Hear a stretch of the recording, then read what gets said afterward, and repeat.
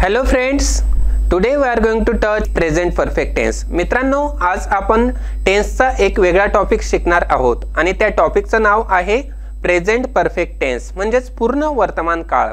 मित्रांनो, आपण previous lecture मध्ये दोन टेन्स शिकलेलो आहोत.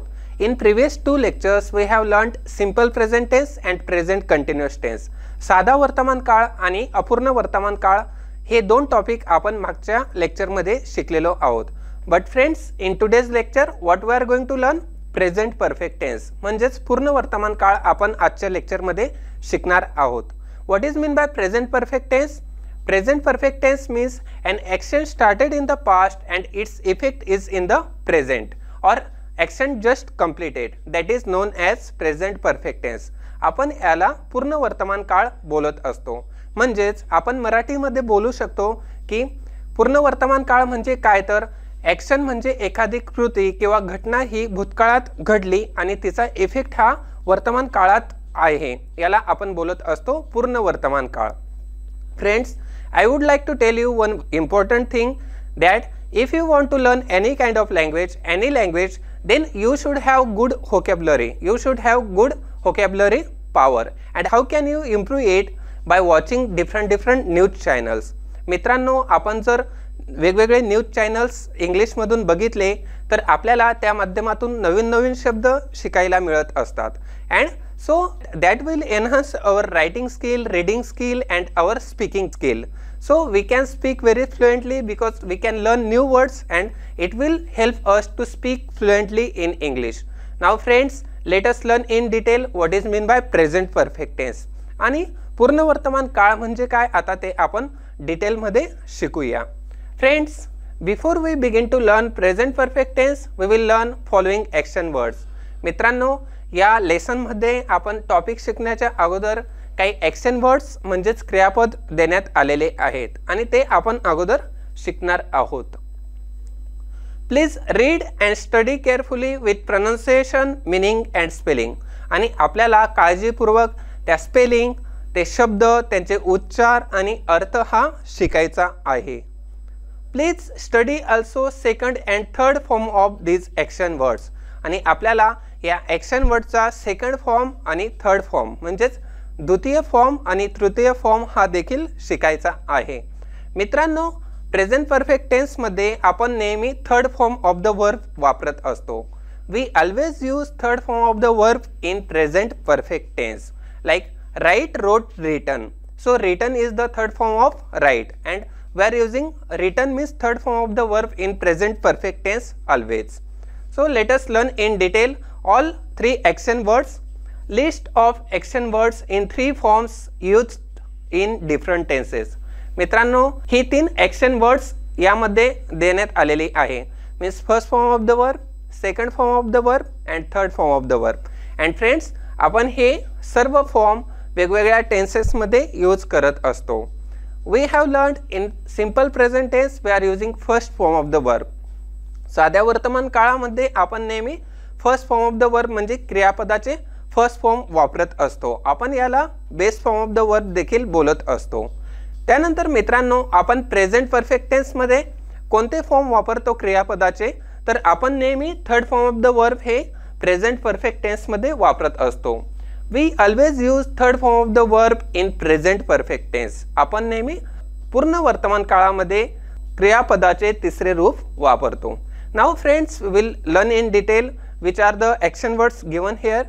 First action word is to live म्हणजे राहणे, to see, to do, to finish, to give, to speak, to take, to love and to write. आता मित्रांनो, याचा आपण अर्थ आणि त्याचे सेकंड फॉर्म आणि थर्ड फॉर्म देखील बघूया. live, lived, lived.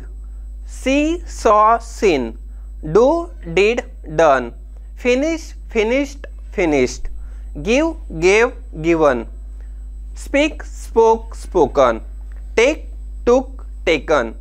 love, loved, loved. write, wrote, written. अशा प्रकारे मित्रांनो, आपल्याला first form of the verb, second form of the verb आणि third form of the verb हे वेगवेगळ्या टेन्सेसमध्ये वापरायचे असतात. Now let us learn in detail what is the structure, what is the formula for the present perfect tense. पूर्ण वर्तमान काळासाठी कोणता formula किंवा कोणते स्ट्रक्चर वापरावे हे आता आपण शिकूया. Structure of present perfect tense, पूर्ण वर्तमान काळाची रचना. Friends, whenever we are framing the sentence in present perfect tense, that time we have to use the formula subject plus have or has plus V3 plus object. आपण जेव्हा पूर्ण वर्तमान काळाची वाक्य तयार करतो त्यावेळेस आपल्याला कशा पद्धतीने वाक्य तयार करावी लागतात, तर आपल्याला वाक्याच्या सुरुवातीला सब्जेक्ट म्हणजेच कर्ता वापरावा लागतो. त्यानंतर हेल्पिंग वर्ब आपल्याला हॅव किंवा हॅज वापरावे लागते. जर कर्ता हा आय असेल किंवा वी असेल, दे असेल, त्यावेळेस आपण हॅव हे हेल्पिंग वर्ब वापरतो. परंतु कर्ता जर ही सी इट असेल त्यावेळेस आपण हॅज हे हेल्पिंग वर्ब पूर्ण वर्तमान काळामध्ये वापरतो. म्हणजेच कर्ता प्लस हॅव किंवा has plus third form of the verb म्हणजेच पास्ट पार्टिसिपल प्लस ऑब्जेक्ट, अशा पद्धतीने आपण प्रेझेंट परफेक्ट टेन्सची वाक्य तयार करत असतो. आणि आपण मराठीमध्ये याला बोलू शकतो कर्ता प्लस हेल्पिंग वर्ब म्हणजेच have has plus past participle म्हणजेच क्रियापदाचे तिसरे रूप प्लस कर्म.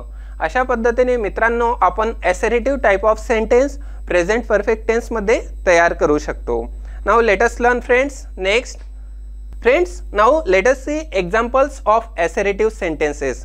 आता यामध्ये विधानार्थी वाक्याची उदाहरणे देण्यात आलेली आहेत. आणि विधानार्थी वाक्य कोणती आहेत तर सिंग्युलर आणि प्लुरल म्हणजेच first person pronoun, second person pronoun आणि थर्ड पर्सन प्रोनाउन म्हणजेच प्रथम पुरुष, द्वितीय पुरुष आणि तृतीय पुरुष प्रोनाउन देण्यात आलेली आहेत. आणि ही आपण ती प्रोनाउन वापरून त्यासोबत कोणते हेल्पिंग वर्ब वापरावे, हॅव वापरावा की हॅज वापरावा हे आता आपण शिकणार आहोत. Let us see friends singular examples. I have worked, मी काम केले आहे.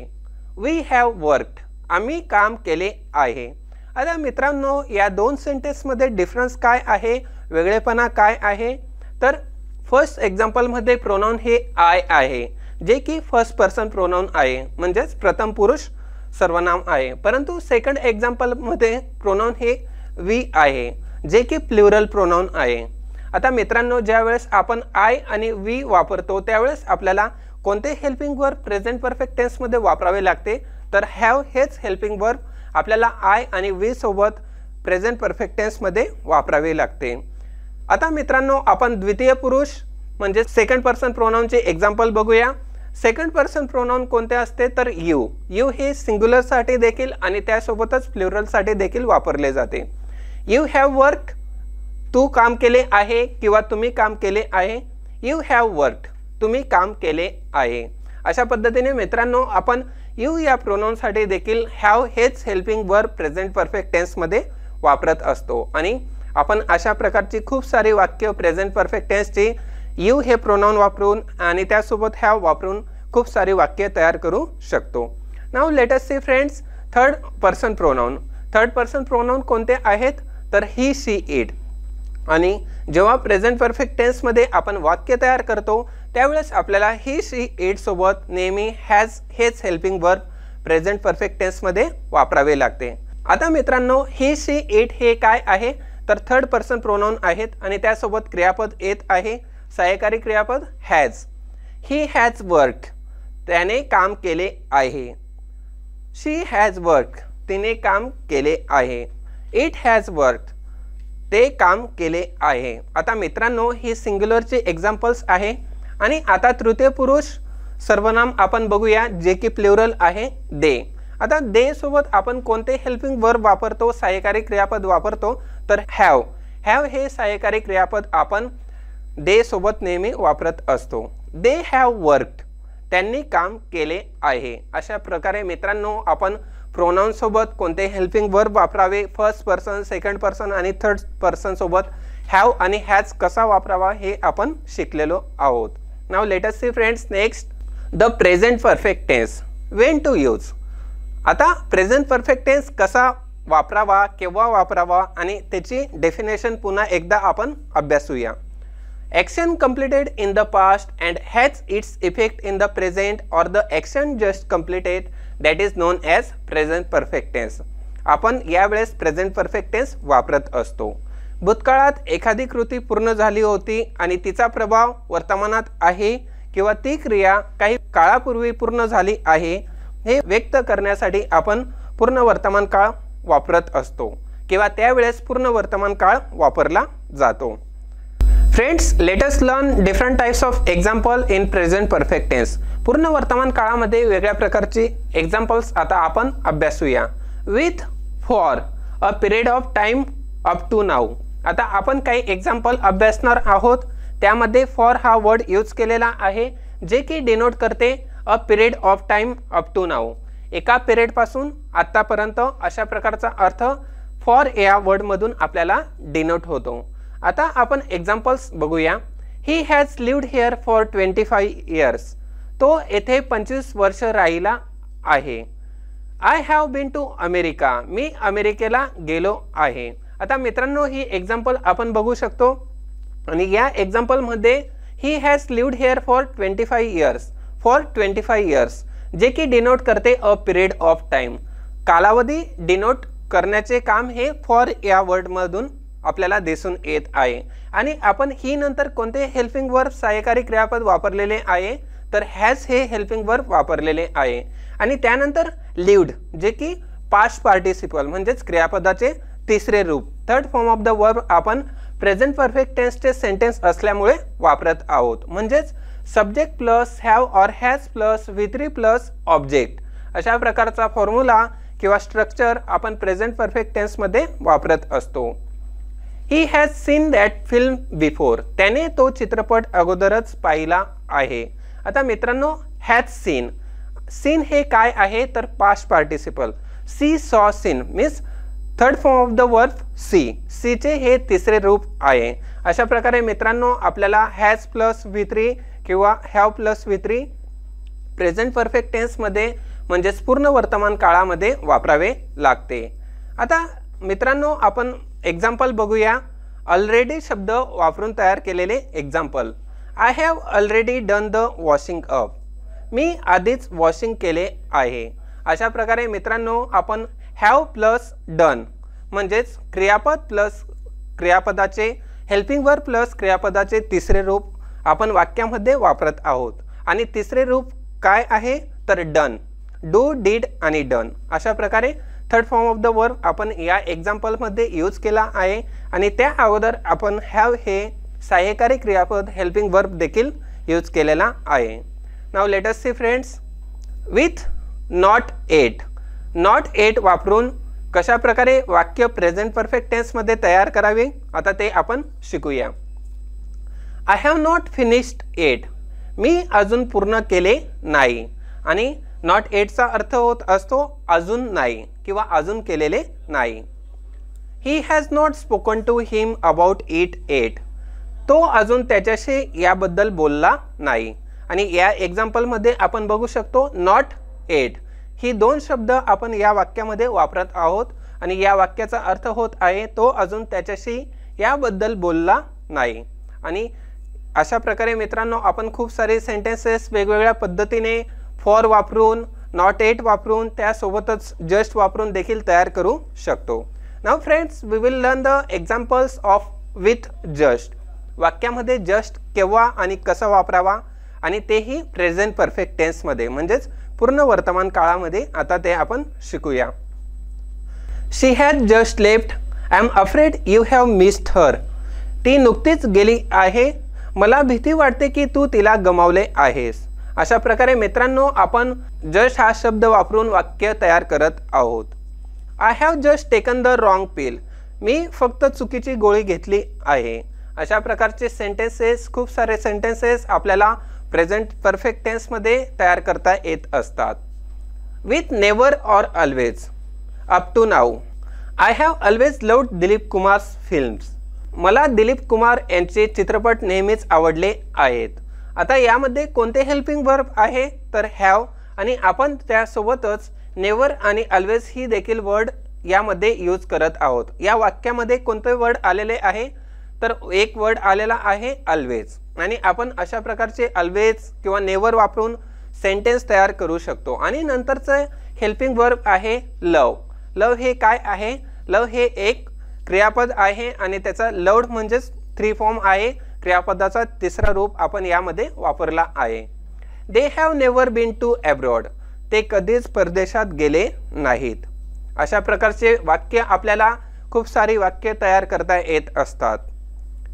With since from a point in the past up to now. आता मित्रांनो, सिन्स वापरून कशा प्रकारे वाक्य तयार करावी हे आता आपण शिकूया.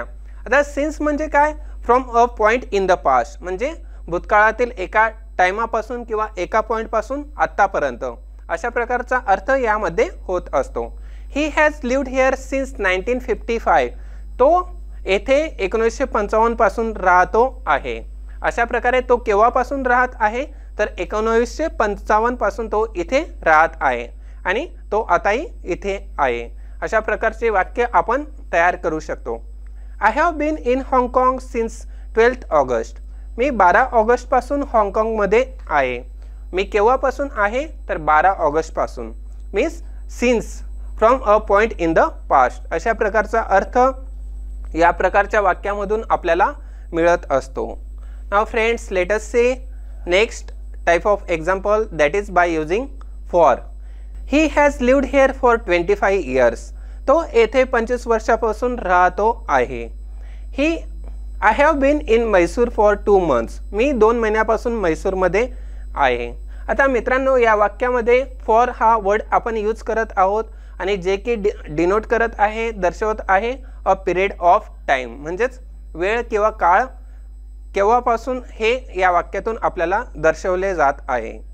Now friends, let us see next example. Now friends, how to make question, how to frame question in present perfect tense that we are going to learn. Present perfect टेन्समध्ये पूर्ण वर्तमान काळामध्ये प्रश्न कसा तयार करावा आता आपण ते शिकूया. मित्रांनो, आपण जेव्हा जेव्हा क्वेश्चन तयार करतो त्यावेळेस आपण काय करतो तर आपण हेल्पिंग वर्ब हे वाक्याच्या सुरुवातीला घेतो. म्हणजेच हॅव किंवा हॅज हे वाक्याच्या सुरुवातीला आपण प्रेझेंट परफेक्ट टेन्समध्ये वापरत असतो. त्यानंतर आपण वापरतो कर्ता. कर्ता हा काही असू शकतो, यू, ही, शी और आय. आणि त्यानंतर आपण वापरत असतो remaining part of the sentence. आता मित्रांनो, क्वेश्चन कसा तयार करावा आपण हे शिकूया. Have you ever been to Kashmir. तुम्ही काश्मीरला कधी गेले आहात का? Have you always lived here. तुम्ही नेहमी इथे राहता का? Has she finished school 8. तिने शाळा पूर्ण केली आहे का? How long have you been in Sambhajinagar. तुम्ही संभाजीनगरमध्ये किती दिवसापासून आहात किंवा किती दिवस आहात.